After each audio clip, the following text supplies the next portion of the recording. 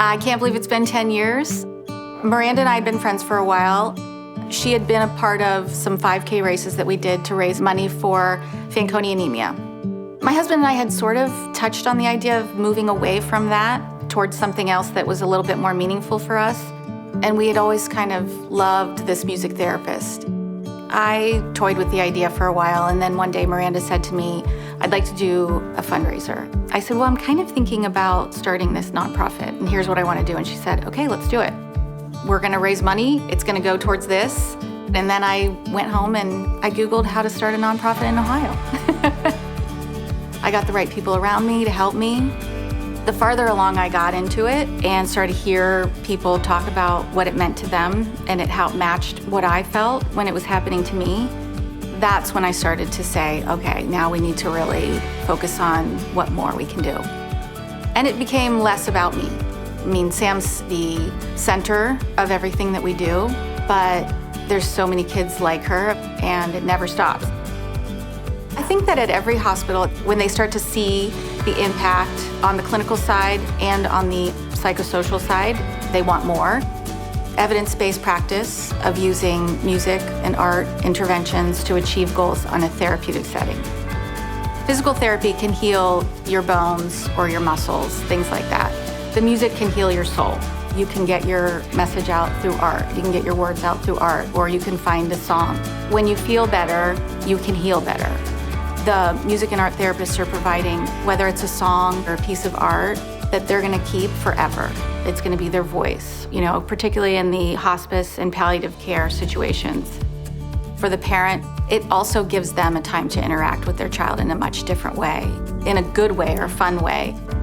Everyone's getting value from that music and art therapy. It can help decrease the need for sedation and MRIs, pain medication. One time at Golisano, Mandy loves to tell this story too, but it's so great. There was a baby who would not calm down. Heart rate was really high. The doctors couldn't figure out what to do. They finally called in music therapist, and she was strumming her guitar and sort of matching the baby's heart rate. And as she slowed down, the baby's heart rate slowed down, and the child finally calmed down.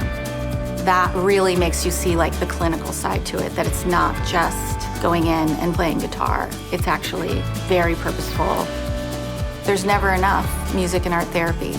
We'd love to be able to fund at least one full-time in every hospital, if not more.